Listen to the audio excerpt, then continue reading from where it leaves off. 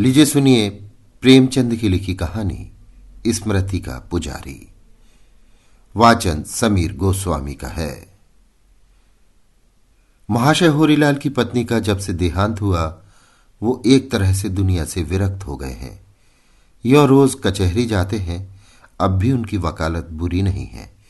मित्रों से राह रस्म भी रखते हैं, मेलों तमाशों में भी जाते हैं, पर इसलिए कि वे भी मनुष्य हैं और मनुष्य एक सामाजिक जीव है।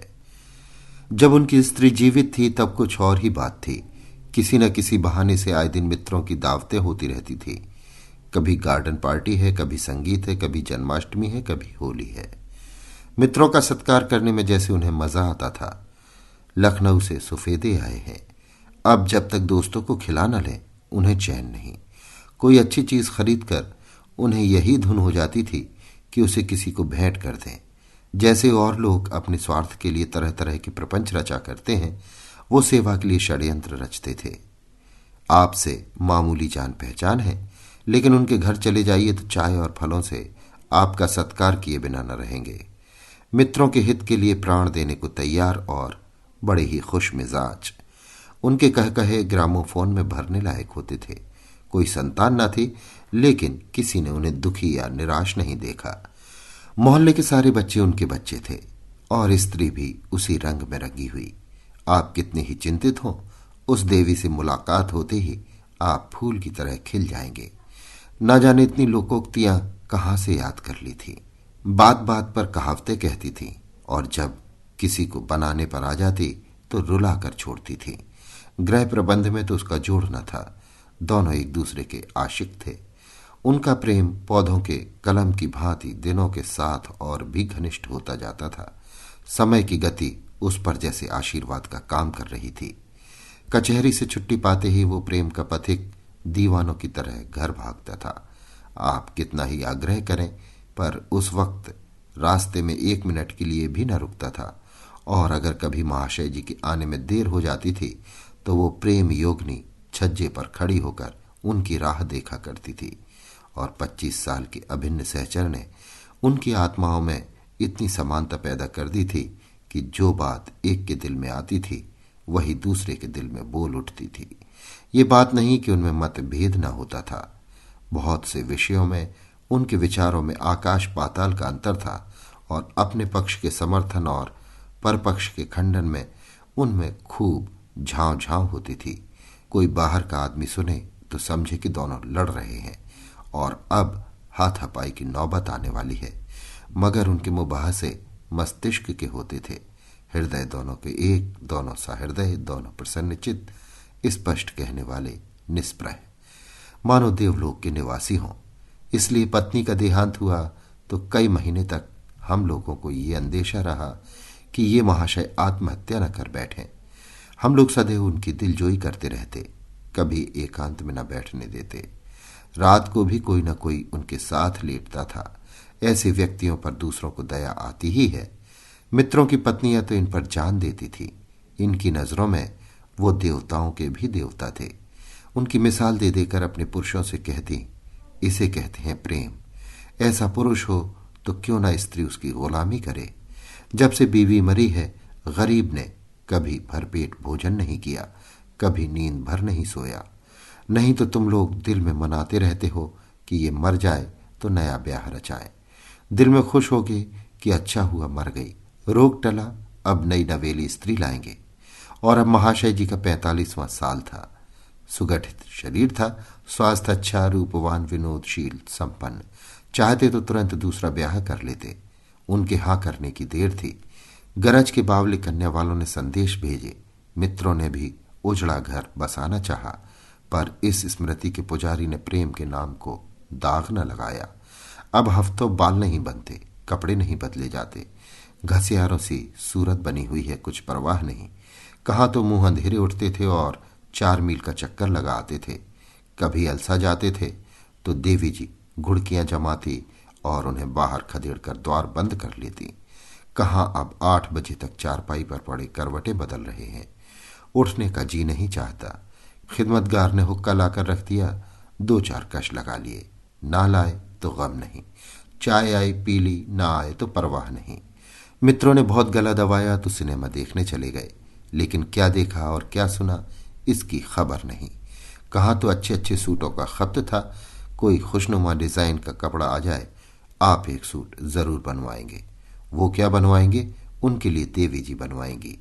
कहाँ अब पुराने धुराने बदरंग सिकुड़े सिकुड़ाए ढीले ढाले कपड़े लटकाए चले जा रहे हैं, जो अब दुबले बन के कारण उतारे से लगते हैं और जिन्हें अब किसी तरह सूट नहीं कहा जा सकता। महीनों बाजार जाने की नौबत नहीं आती। अब की कड़ाके का जाड़ा पड़ा तो आपने एक रुईदार नीचा लबादा बनवा लिया और खासे भगत जी बन गए। सिर्फ कंटोप की कसर थी। देवी जी होती तो ये लबादा छीनकर किसी फकीर को दे देती, मगर अब कौन देखने वाला है, किसे परवाह है वो क्या पहनते हैं और कैसे रहते हैं। 45 की उम्र में जो आदमी 35 का लगता था वो अब 50 की उम्र में 60 का लगता है।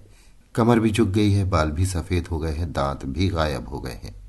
जिसने उन्हें तब देखा हो आज पहचान भी ना सके। मजा ये है कि तब जिन विषयों पर देवी जी से लड़ा करते थे वही अब उनकी उपासना के अंग बन गए हैं। मालूम नहीं उनके विचारों में क्रांति हो गई है या अमृत आत्मा ने उनकी आत्मा में लीन होकर भिन्नताओं को मिटा दिया है। देवी जी को विधवा विवाह से घृणा थी, महाशय जी इसके पक्के समर्थक थे, लेकिन अब आप भी विधवा विवाह का विरोध करते हैं। आप पहले पश्चिमी या नई सभ्यता के भक्त थे और देवी जी का मजाक उड़ाया करते थे। अब इस सभ्यता की उनसे ज्यादा तीव्र आलोचना शायद ही कोई कर सके। इस बार यूं ही अंग्रेजों के समय नियंत्रण की चर्चा चल गई। मैंने कहा, इस विषय में हमें अंग्रेजों से सबक लेना चाहिए। बस आप तड़प कर उठ बैठे और उन्मत्त स्वर में बोले, कभी नहीं, प्रलय तक नहीं। मैं इस नियंत्रण को स्वार्थ का स्तंभ, अहंकार का हिमालय और दुर्बलता का सहारा समझता हूं। एक व्यक्ति मुसीबत का मारा आपके पास आता है, मालूम नहीं कौन सी जरूरत उसे आपके पास खींच लाई है, लेकिन आप फरमाते हैं मेरे पास समय नहीं। ये उन्हीं लोगों का व्यवहार है जो धन को मनुष्य के ऊपर समझते हैं, जिनके लिए जीवन केवल धन है। जो व्यक्ति सहृदय है वो कभी इस नीति को पसंद न करेगा। हमारी सभ्यता धन को इतना ऊंचा स्थान नहीं देती थी। हम अपने द्वार हमेशा खुले रखते थे, जिसे जब जरूरत हो हमारे पास आए। हम पूर्ण तन्मयता से उसका वृतांत सुनेंगे और उसके हर्ष या शोक में शरीक होंगे। अच्छी सभ्यता है। जिस सभ्यता की स्पिरिट स्वार्थ हो वो सभ्यता नहीं है, संसार के लिए अभिशाप है, समाज के लिए विपत्ति है। इस तरह धर्म के विषय में भी दंपत्ति में काफी वितंडा होता रहता था। देवी जी हिंदू धर्म की अनुगामिनी थी, आप इस्लामी सिद्धांतों के कायल थे, मगर अब आप भी पक्के हिंदू हैं, बल्कि यूं कहिए कि आप मानव धर्मी हो गए हैं। एक दिन बोले, मेरी कसौटी तो है मानवता। जिस धर्म में मानवता को प्रधानता दी गई है बस उसी धर्म का मैं दास हूं। कोई देवता हो या नबी या पैगंबर, अगर वो मानवता के विरुद्ध कुछ कहता है तो मेरा उसे दूर से सलाम है। इस्लाम का मैं इसलिए कायल था कि वो मनुष्य मात्र को एक समझता है, ऊंच नीच का वहां कोई स्थान नहीं। लेकिन अब मालूम हुआ कि ये समता और भाईपन व्यापक नहीं, केवल इस्लाम के दायरे तक परिमित है। दूसरे शब्दों में अन्य धामों की भांति ये भी गुटबंद है और इसके सिद्धांत केवल उस गुट या समूह को सबल और संगठित करने के लिए रचे गए हैं। और जब मैं देखता हूं कि यहां भी जानवरों की कुर्बानी शरीयत में दाखिल है और हर एक मुसलमान के लिए अपनी सामर्थ्य के अनुसार भेड़, बकरी, गाय या ऊंट की कुर्बानी फर्ज बताई गई है, तो मुझे उसके अपौरुषेय होने में संदेह होने लगता है। हिंदुओं में भी एक संप्रदाय पशु बलि को अपना धर्म समझता है। यहूदी, ईसाइयों और अन्य मतों ने भी कुर्बानी की बड़ी महिमा गाई है। इस तरह एक समय नर बलि का भी रिवाज था। आज भी कहीं कहीं उस संप्रदाय के नामलेवा मौजूद हैं, मगर क्या सरकार ने नर बलि को अपराध नहीं ठहराया और ऐसे मजहबी दीवानों को फांसी नहीं दी? अपने स्वाद के लिए आप भेड़ को जबह कीजिएगा या गाय, ऊंट या घोड़े को, मुझे कोई आपत्ति नहीं, लेकिन धर्म के नाम पर कुर्बानी मेरी समझ में नहीं आती। अगर आज इन जानवरों का राज हो जाए तो कहिए वे इन कुर्बानियों के जवाब में हमें और आपको कुर्बान कर दें या नहीं। मगर हम जानते हैं जानवरों में कभी ये शक्ति ना आएगी, इसलिए हम बेधड़क कुर्बानियां करते हैं और हम समझते हैं हम बड़े धर्मात्मा हैं। स्वार्थ और लोभ के लिए हम 24 घंटे अधर्म करते हैं, कोई गम नहीं, लेकिन कुर्बानी का पुण्य लूटे बगैर हमसे नहीं रहा जाता। तो जनाब, मैं ऐसे रक्त शोषक धर्मों का भक्त नहीं, यहाँ तो मानवता के पुजारी हैं चाहे इस्लाम में हो या हिंदू धर्म में या बौद्ध में या ईसाइयत में, अन्यथा मैं विधर्मी ही भला। मुझे किसी मनुष्य से केवल इसलिए द्वेष तो नहीं है कि ये मेरा सहधर्मी नहीं। मैं किसी का खून तो नहीं बहाता इसलिए कि मुझे पुण्य होगा। इस तरह के कितने ही परिवर्तन महाशय जी के विचारों में आ गए, और महाशय जी के पास संभाषण का केवल एक ही विषय है जिससे वो कभी नहीं थकते, और वो है उस स्वर्गवासिनी का गुणगान। कोई मेहमान आ जाए, आप बावली से इधर उधर दौड़ रहे हैं, कुछ नहीं सूझता कैसे उसकी खातिर करें। क्षमा याचना के लिए शब्द ढूंढते फिरते हैं। भाईजान, मैं आपकी क्या खातिर करूं? जो आपकी सच्ची खातिर करता वो नहीं रहा। इस समय तक आपके सामने चाय और टोस्ट और बादाम का हलवा आ जाता, संतरे और सेब छिले छिलाए तश्तरियों में रख दिए जाते। मैं तो निरा उल्लू हूं भाई साहब, बिल्कुल काठ का उल्लू। मुझ में जो कुछ अच्छा था वो सब उनका प्रसाद था। उसी की बुद्धि से मैं बुद्धिमान था, उसी की सज्जनता से सज्जन, उसी की उदारता से उदार। अब तो निरा मिट्टी का पुतला हूं भाई साहब, बिल्कुल मुर्दा। मैं उस देवी के योग्य न था। न जाने कितने शुभ कर्मों के फल से वो मुझे मिली थी। आइए आपको उसकी तस्वीर दिखाऊं। मालूम होता है अभी अभी उठकर चली गई है। भाई साहब, आपसे साफ कहता हूं, मैंने ऐसी सुंदरी कभी नहीं देखी। उसके रूप में केवल रूप की गरिमा ही न थी, रूप का माधुर्य भी था और मादकता भी। एक एक अंग सहचे में ढला था साहब। आप उसे देखकर कवियों के नक्शे को लात मारते। आप उत्सुक नेत्रों से वो तस्वीर देखते हैं, आपको उसमें कोई विशेष सौंदर्य नहीं मिलता। स्थूल शरीर है, चौड़ा सा मुंह, छोटी छोटी आंखें, रंग ढंग से देहातीपन झलक रहा है। उस तस्वीर की खूबियां कुछ इस अनुराग और आडंबर से बयान किए जाते हैं कि आपको सचमुच इस चित्र में सौंदर्य का आभास होने लगता है। इस गुणानुवाद में कितना समय जाता है, वही महाशय जी के जीवन के आनंद की घड़ियां हैं। इतनी ही देर में वो जीवित रहते हैं। शेष जीवन निरानंद है, निस्पंद है। पहले कुछ दिनों तक तो वो हमारे साथ हवा खाने जाते रहे। वो क्या जाते रहे, मैं जबरदस्ती ठेल ठाल कर ले जाता रहा, लेकिन रोज आधे घंटे तक उनका इंतजार करना पड़ता था। किसी तरह घर से निकलते भी तो जनवासे वाली चाल से चलते और आधा मील में ही हिम्मत हार जाते और लौट चलने का तकाजा करने लगते। आखिर मैंने उन्हें साथ ले जाना छोड़ दिया और तब से उनकी चहलकदमी 40 कदम की रह गई है। सैर क्या है, बेगार है, और वो भी इसलिए कि देवी जी के सामने उनका ये नियम था। एक दिन उनके द्वार के सामने से निकला तो देखा कि ऊपर की खिड़कियां जो बरसों से बंद पड़ी थी खुली हुई हैं। अचरज हुआ। द्वार पर नौकर बैठा नारियल पी रहा था। उससे पूछा तो मालूम हुआ आप घूमने गए हैं। मुझे मीठा विस्मय हुआ। आज ये नई बात क्यों? इतने सवेरे तो कभी नहीं उठते। जिस तरफ वो गए थे उधर ही मैंने भी कदम बढ़ाए। इधर एक हफ्ते के लिए मैं एक नियत्ते में चला गया था। इस बीच ये क्या काया पलट हो गई। जरूर कोई ना कोई रहस्य है। और भला आदमी निकल कितनी दूर गया? 2 मील तक कहीं पता नहीं। मैं निराश हो गया। मगर ये महाशय रास्ते में कहाँ रह गए? यहाँ तो किसी से उनकी मुलाकात भी नहीं है जहाँ ठहर गए हों। कुछ चिंता भी हो रही थी, कहीं कुएं में तो नहीं कूद पड़े। मैं लौटने ही वाला था कि आप लौटते हुए नजर आए। चित्त शांत हुआ।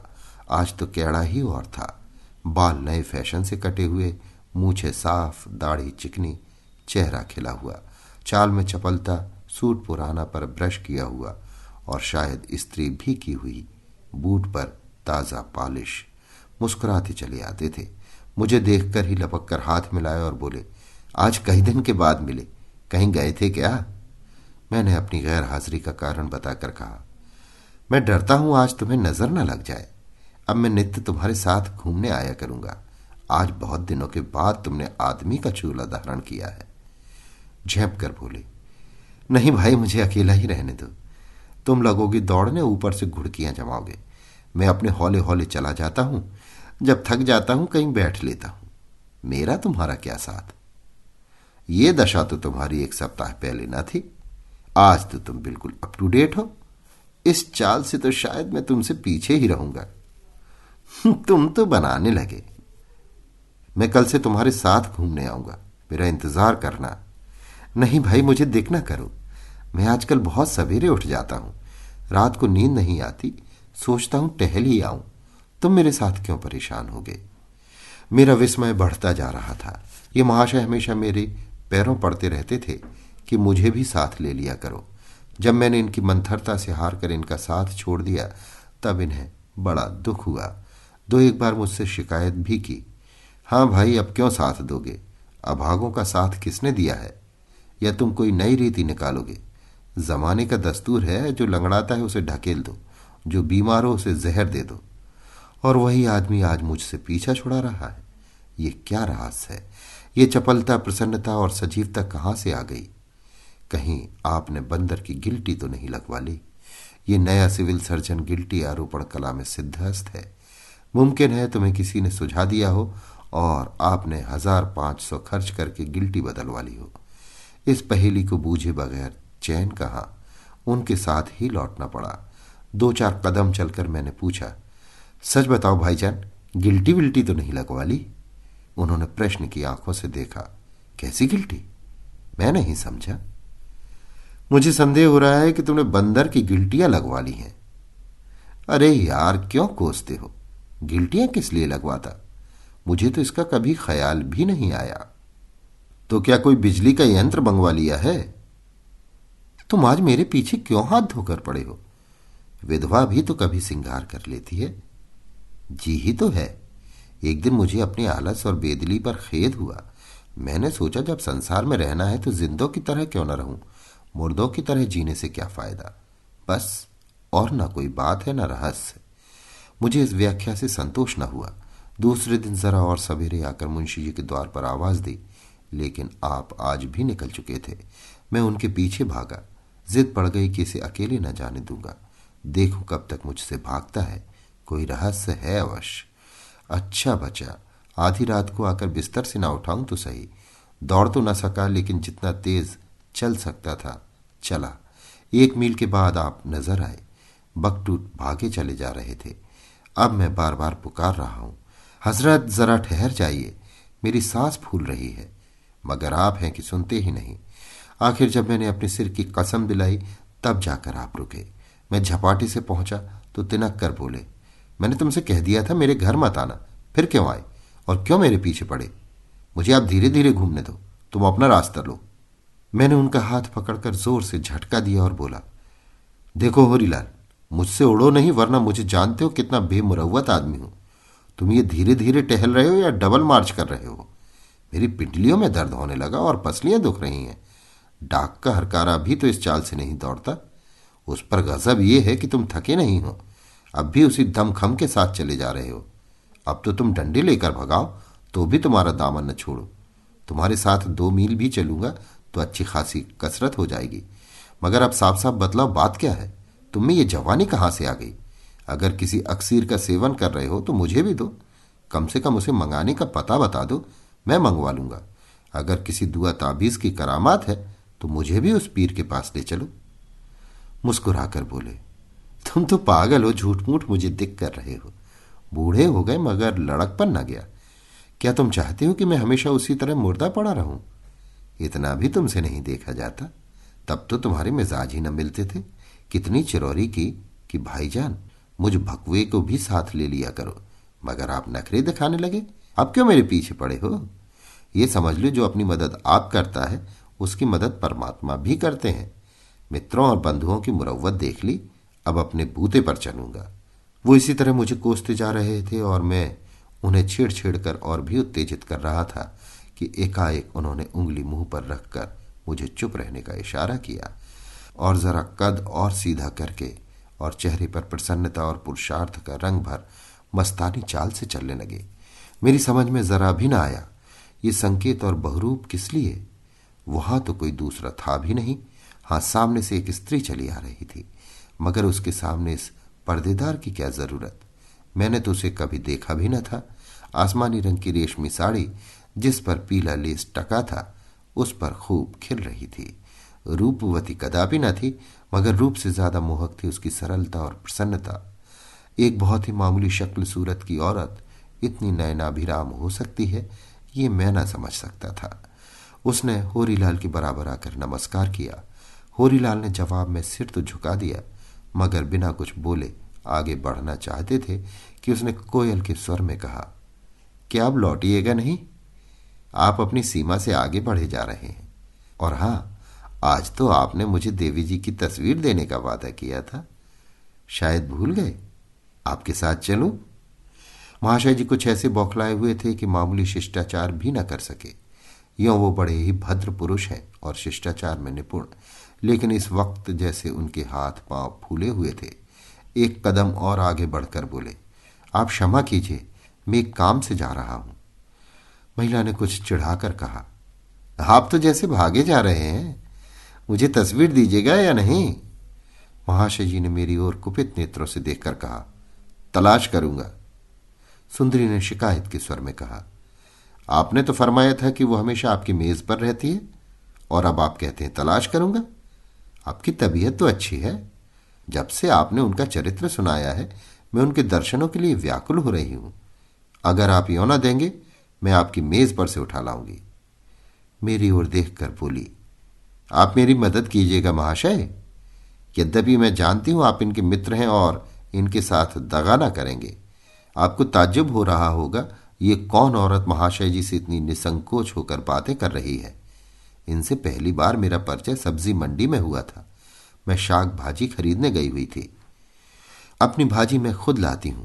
जिस चीज पर जीवन का आधार है, उसे नौकरों के हाथ नहीं छोड़ना चाहती।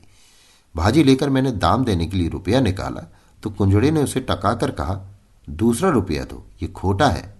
अब मैंने जो खुद टंकारा तो मालूम हुआ सचमुच कुछ ठस है। अब क्या करूं?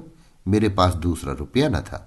यद्यपि इस तरह के कटु अनुभव मुझे कितनी बार हो चुके थे, मगर घर से रुपया लेकर चलते वक्त मुझे उसे परख लेने की याद नहीं रहती। न किसी से लेते ही बार परखती हूं। इस वक्त मेरे संदूक में ज्यादा नहीं तो 20-25 खोटे रुपए पड़े होंगे, और रेजगारियां तो सैकड़ों की ही होंगी। मेरे लिए अब इसके सिवा दूसरा उपाय न था कि भाजी लौटाकर खाली हाथ चली आऊं।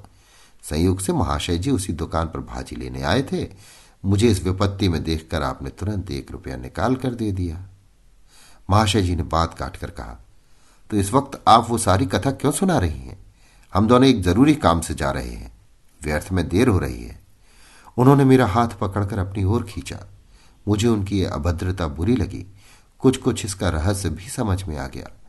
बोला, तो आप जाइए, मुझे ऐसा कोई जरूरी काम नहीं। मैं भी अब लौटना चाहता हूं। महाशय जी ने दांत पीस लिए। अगर वो सुंदरी वहां ना होती तो न जाने मेरी क्या दुर्दशा करते। एक क्षण मेरी ओर अग्नि भरे नेत्रों से ताकते रहे, मानो कह रहे हो, अच्छा इसका मजा न चखाया तो कहना, और चल दिए। मैं देवी जी के साथ लौटा। सहसा उसने हिचकिचाते हुए कहा, मगर नहीं, आप जाइए, मैं उनके साथ जाऊंगी। शायद मुझसे नाराज हो गए हैं। आज 1 सप्ताह से मेरा और उनका रोज साथ हो जाता है, और अब अपनी जीवन कथा सुनाया करते हैं। कैसी नसीब वाली थी वो औरत जिसका पति आज भी उसके नाम की पूजा करता है। आपने तो उन्हें देखा होगा, क्या सचमुच इन पर जान देती थी? मैंने गर्व से कहा, दोनों में इश्क था, और जब से देहांत हुआ ये दुनिया से मुंह मोड़ बैठे। इससे भी अधिक उसकी स्मृति के सिवा जीवन में उनके लिए कोई रस ही न रहा। वो रूपवती थी। इनकी दृष्टि में तो उससे बढ़कर रूपवती संसार में न थी। उसने 1 मिनट तक किसी विचार में मग्न रहकर कहा, अच्छा आप जाएं, मैं उनके साथ बात करूंगी। ऐसे देवता पुरुष की मुझसे जो सेवा हो सकती है, उसमें क्यों देर करूं? मैं तो इनका वृत्तांत सुनकर सम्मोहित हो गई हूं। मैं अपना समूह लेकर घर चला आया। इत्तेफाक से उसी दिन मुझे एक जरूरी काम से दिल्ली जाना पड़ा। वहां से 1 महीने में लौटा, और सबसे पहला काम जो मैंने किया वो महाशय होरीलाल का क्षेम कुशल पूछना था।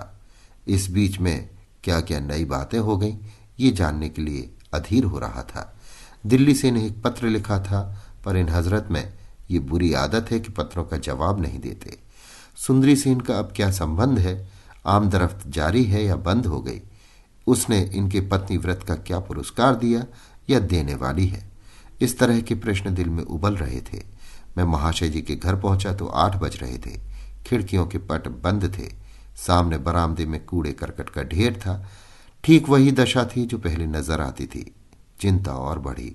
ऊपर गया तो देखा आप उसी फर्श पर पड़े हुए हैं जहां दुनिया भर की चीजें बेढंगेपन से अस्त व्यस्त पड़ी हुई हैं। एक पत्रिका के पन्ने उलट रहे हैं। शायद 1 सप्ताह से बाल नहीं बने थे। चेहरे पर जर्दी छाई थी। मैंने पूछा, आप सैर करके लौट आए क्या? सिर पिटाकर बोले, अजी सैर सपाटी की कहाँ फुर्सत है भाई, और फुर्सत भी हो तो वो दिल कहाँ है? तुम तो कहीं बाहर गए थे। हाँ, जरा दिल्ली तक गया था। अब सुंदरी से आपकी मुलाकात नहीं होती? इधर तो बहुत दिनों से नहीं हुई। कहीं चली गई क्या? मुझे क्या खबर, मगर आप तो उस पर बेतरह रीझे हुए थे। मैं उस पर रीझा था? आप सनक तो नहीं गए हैं? जिस पर रीझा था, जब उसी ने साथ न दिया तो अब दूसरों पर क्या रीझूंगा? मैंने बैठकर उसकी गर्दन में हाथ डाल दिया और धमका कर बोला, देखो होरीलाल, मुझे चकमा न दो। पहले मैं तुम्हें जरूर व्रतधारी समझता था, लेकिन तुम्हारी वो रसिकता देखकर, जिसका दौरा तुम्हारे ऊपर 1 महीना पहले हुआ था, मैं ये नहीं मान सकता कि तुमने अपनी अभिलाषाओं को सदा के लिए दफन कर दिया है। इस बीच में जो कुछ हुआ है उसका पूरा पूरा वृतांत मुझे सुनाना पड़ेगा, वरना समझ लो मेरी और तुम्हारी दोस्ती का अंत है। होरीलाल की आंखें सजल हो गईं। हिचक हिचक कर बोले, मेरे साथ इतना बड़ा अन्याय मत करो भाईजान। अगर तुम ही मुझ पर ऐसे संदेह करने लगोगे तो मैं कहीं का न रहूंगा। उस स्त्री का नाम मिस इंदिरा है। यहां जो लड़कियों का हाई स्कूल है उसी की हेड मिस्ट्रेस होकर आई है। मेरा उससे कैसे परिचय हुआ ये तो तुम्हें मालूम ही है। उसकी सहृदयता ने मुझे उसका प्रेमी बना दिया। इस उम्र में और शोक का ये भार सिर पर रखे हुए सहृदयता के सिवा मुझे उसकी और कौन सी चीज खींच सकती थी? मैं केवल अपनी मनोव्यथा की कहानी सुनाने के लिए नित्य विरहियों की उमंग के साथ उसके पास जाता था। वो रूपवती है, खुश मिजाज है, दूसरों का दुख समझती है और स्वभाव की बहुत कोमल है। लेकिन तुम्हारी भाभी से उसकी क्या तुलना? वो तो स्वर्ग की देवी थी। उसने मुझ पर जो रंग जमा दिया, उस पर अब दूसरा रंग क्या जमेगा? मैं उसी ज्योति से जीवित था। उस ज्योति के साथ मेरा जीवन भी विदा हो गया। अब तो मैं उसी प्रतिमा का उपासक हूं जो मेरे हृदय में है।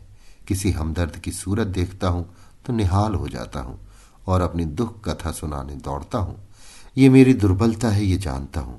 मेरे सभी मित्र इसी कारण मुझसे भागते हैं, ये भी जानता हूं।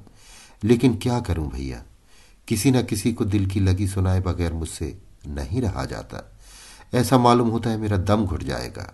इसलिए जब मिस इंदिरा की मुझ पर दया दृष्टि हुई तो मैंने इसे देवी अनुरोध समझा और उस धुन में जो मेरे मित्र वर्ग दुर्भाग्यवश उन्माद समझते हैं, वो सब कुछ कह गया जो मेरे मन में था और है एवं मरते दम तक रहेगा। उन शुभ दिनों की याद कैसे भुला दूं? मेरे लिए तो वो अतीत वर्तमान से भी ज्यादा सजीव और प्रत्यक्ष है। मैं तो अब भी उसी अतीत में रहता हूं। मिस इंदिरा को मुझ पर दया आ गई। एक दिन उन्होंने मेरी दावत की और कई स्वादिष्ट खाने अपने हाथ से बनाकर खिलाए। दूसरे दिन मेरे घर आई और यहाँ की सारी चीजों को व्यवस्थित रूप में सजा गईं। तीसरे दिन कुछ कपड़े लाई और मेरे लिए खुद एक सूट तैयार किया। इस कला में बड़ी चतुर है। एक दिन शाम को क्वींस पार्क में मुझसे बोली, आप अपनी शादी क्यों नहीं कर लेते? मैंने हंसकर कहा, इस उम्र में अब क्या शादी करूंगा इंदिरा, दुनिया क्या कहेगी? मिस इंदिरा बोली, आपकी उम्र अभी ऐसी क्या है, अभी 40 से ज्यादा नहीं मालूम होते। मैंने उनकी भूल सुधारी। मेरा 50वां साल है। उन्होंने मुझे प्रोत्साहन देकर कहा, उम्र का हिसाब साल से नहीं होता महाशय, सेहत से होता है। आपकी सेहत बहुत अच्छी है। कोई आपको पान की तरह फेरने वाला चाहिए। किसी युवती के प्रेम पाश में फंस जाइए, फिर देखिए नीरसता कहाँ गायब हो जाती है। मेरा दिल धक धक करने लगा। मैंने देखा मिस इंदिरा के गोरे मुखमंडल पर हल्की सी लाली दौड़ गई है। उनकी आंखें शर्म से झुक गई हैं और कोई बात बार बार उनके ओठों तक आकर लौट जाती है। आखिर उन्होंने आंख उठाई और मेरा हाथ अपने हाथ में लेकर बोली, अगर आप समझते हो कि मैं आपकी कुछ सेवा कर सकती हूँ तो मैं हर तरह हाजिर हूँ। मुझे आपसे जो भक्ति और प्रेम है वो इसी रूप में चरितार्थ हो सकता है। मैंने धीरे से अपना हाथ छुड़ा लिया और कांपते हुए स्वर में बोला, मैं तुम्हारी इस कृपा का कहाँ तक धन्यवाद दूं मिस इंदिरा, मगर मुझे खेद है कि मैं सजीव मनुष्य नहीं, केवल मधुर स्मृतियों का पुतला हूं। मैं उस देवी की स्मृति को अपनी लिप्सा और तुम्हारी सहानुभूति को अपनी आसक्ति से भ्रष्ट नहीं करना चाहता। मैंने इसके बाद बहुत सी चिकनी चुपड़ी बातें की, लेकिन वो जब तक यहां रही मुंह से कुछ न बोली। जाते समय भी उनकी भवें तनी हुई थी। मैंने अपने आंसुओं से उनकी ज्वाला को शांत करना चाहा, लेकिन कुछ असर न हुआ। तब से वो नजर नहीं आई, ना मुझे हिम्मत पड़ी कि उनको तलाश करता। हालांकि चलती बार उन्होंने मुझसे कहा था, जब आपको कोई कष्ट हो और आप मेरी जरूरत समझें तो मुझे बुला लीजिएगा। होरीलाल ने अपनी कथा समाप्त करके मेरी ओर ऐसी आंखों से देखा जो चाहती थी कि मैं उनके व्रत और संतोष की प्रशंसा करूं, मगर मैंने उनकी भर्त्सना की। कितने बदनसीब हो तुम होरीलाल, मुझे तुम्हारे ऊपर दया भी आती है और क्रोध भी। अभागे तेरी जिंदगी संवर जाती। वो स्त्री नहीं थी, ईश्वर की भेजी कोई देवी थी जो तेरे अंधेरे जीवन को अपनी मधुर ज्योति से आलोकित करने के लिए आई थी। तूने स्वर्ण का सा अवसर हाथ से खो दिया। होरीलाल ने दीवार पर लटके हुए अपने पत्नी के चित्र की ओर देखा और प्रेम पुलकित स्वर में बोले, मैं तो उसी का आशिक हूं भाईजान, और उसी का आशिक रहूंगा। अभी आप सुन रहे थे प्रेमचंद की लिखी कहानी स्मृति का पुजारी। वाचन समीर गोस्वामी का था। Right now, switch your family to T-Mobile and get 4 lines for $25 a line with AutoPay and 5G access included on America's largest 5G network. So don't wait. Get unlimited and nationwide 5G access for the whole family for just $25 a line. Visit a T-Mobile store or T-Mobile.com today. Plus taxes and fees. Customers may notice lower speeds and further reduction if using over 50 gigs a month due to data prioritization. Video at 480p. Unlimited while on our network. Qualifying credit and 4 plus lines required. Capable device required for 5G. Coverage not available in some areas. Some uses may require certain features. See T-Mobile.com.